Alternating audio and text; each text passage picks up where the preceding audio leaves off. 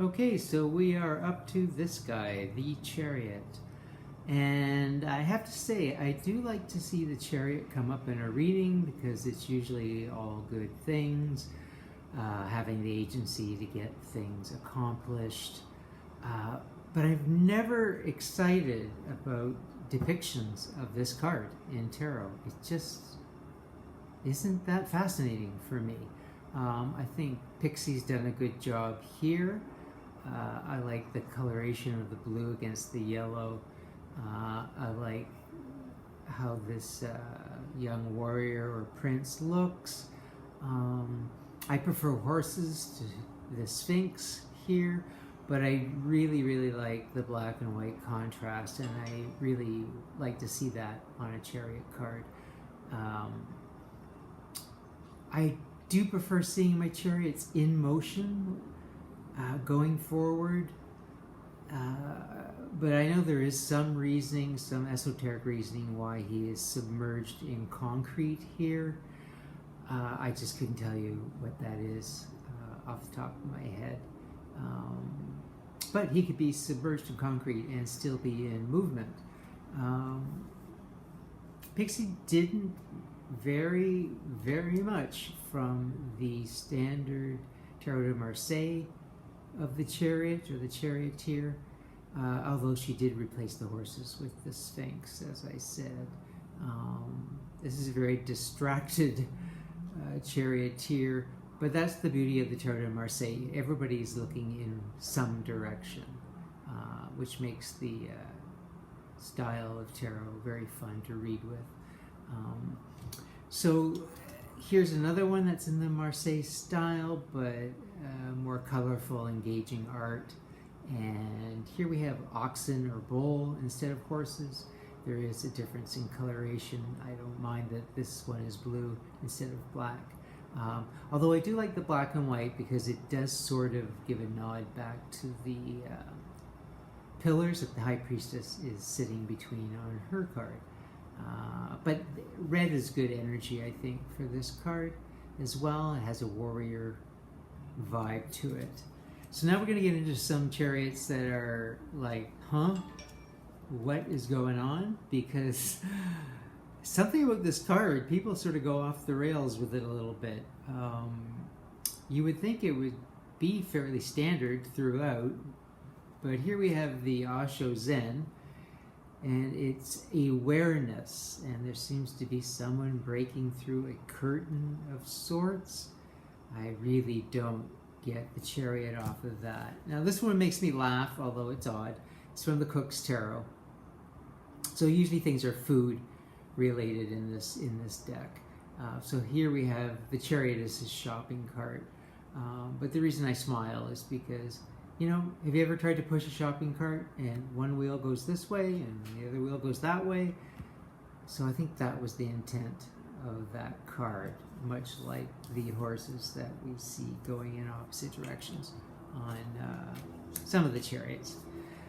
Dame Darcy, this one's kind of a fail for me. It's just a bit too cutesy with the mermaid and the dolphins, and I don't really get the energy of that. Oh, I don't know, that it doesn't have to be a male charioteer, but there's something very assertive about the charioteer, and this just looks like summer fun in the sun. Now, this one is from the Numinous Tarot, and okay, you want rainbows and unicorns? We've got them. Yeah, and ribbons and all kinds of frumpery here. Way too cutesy for me, for the same reason I like to see a charioteer of somewhat serious intent. She's not even riding the horses, she's just sort of clinging to them and going down this rainbow road. I'm really not sure how I'm going to get to the Chariot energy by looking at this card. Now this one goes off the rails from the Cosmic Tribe Tarot, but I like it because it's so psychedelic. He's on a trip. He's on a psychedelic mushroom. We've got these butterflies instead of horses. And one thing I do like about this, which you'll see on a number of Chariot cards, is he's not holding the reins. He's doing it all with his mind, with his will, and I do like that. When there are reins involved, it's a slight fail for me.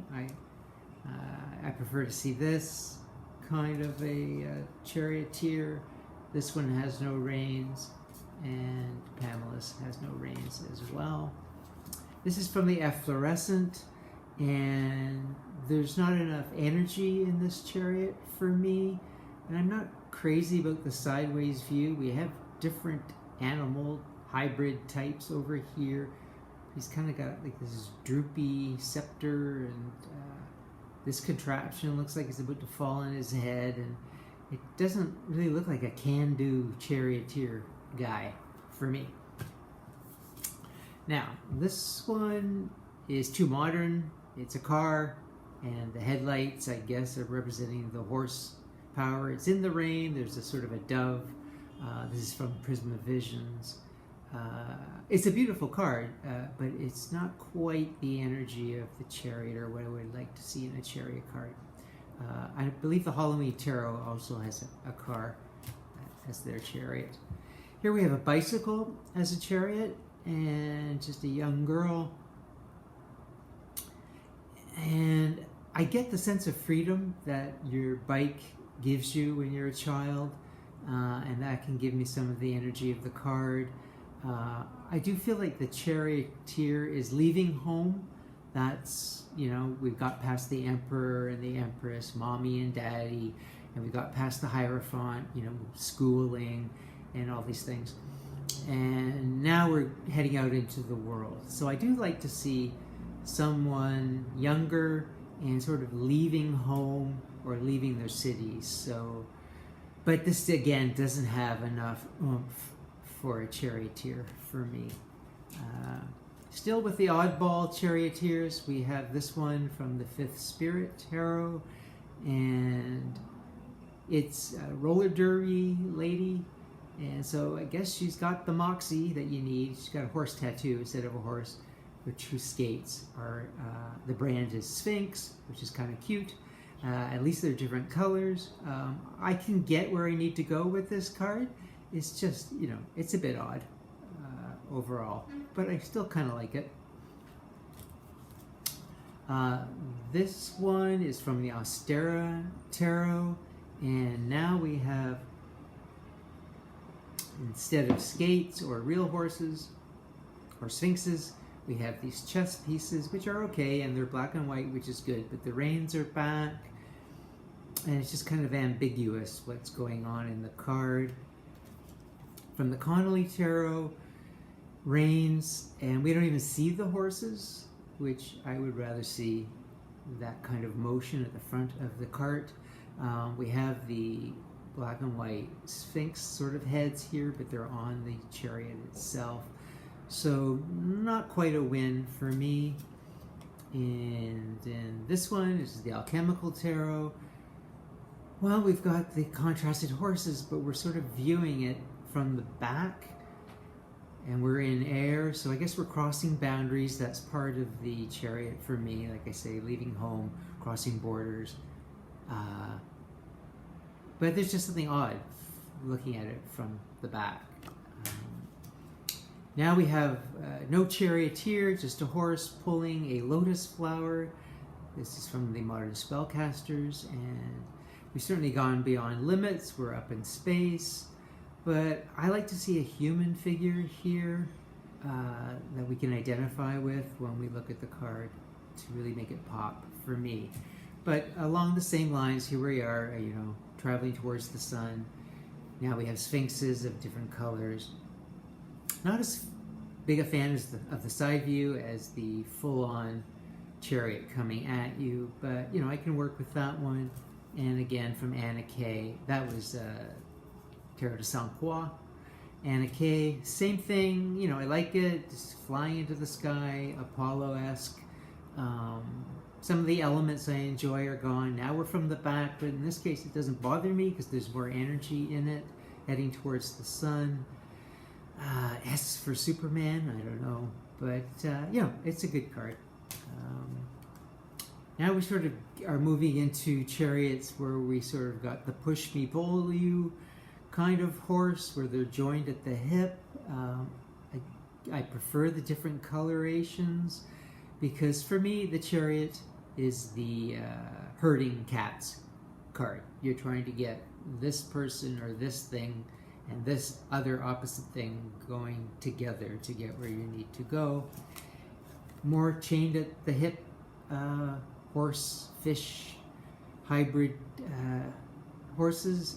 That's from the World Spirit Tarot, and from the Fountain Tarot is same idea. We kind of have a cat's cradle of reins here. So now we're starting to get back to a more traditional, but as you can see, there was a lot of oddball chariots. It really quite surprised me when I started pulling them out of my decks. I like this one. It's Morgan Greer. It does seem to be still joined at the hip, but we're getting back to a more normal chariot and charioteer. He does have reins though. Same within the Mythic Tarot. I like this. This is supposed to be Ares, god of war. But now we're getting to, and it's taken quite a while to get to chariot cards with the energy that I'm looking at. It's kicking up the dust here, moving forward clearly. And we have our black and white horses, which I enjoy. This is from Tarot of the Old Path. I like this one. Now we have 4 horses.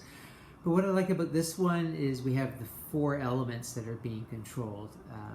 Fire, earth, water, and air. And or that might be air and that might be water. So that's an enjoyable take on the card. I think from the Cosmic Tarot, this is one of my favorites. I mean, you really see the energy of the horses here and the intent of the charioteer. We do have the reins, so as I said, I do prefer it without, but I like it. And the Dreaming Way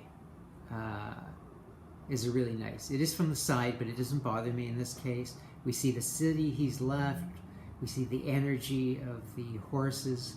We seem to be up in the air. He's young and raring to go, and the black and the white. I love it all. It's really, really great.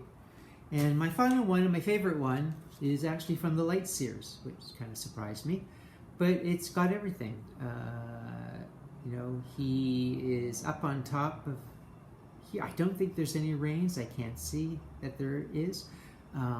He's directing this carriage. I love the nighttime coloration, the black and white, the fury of the movement.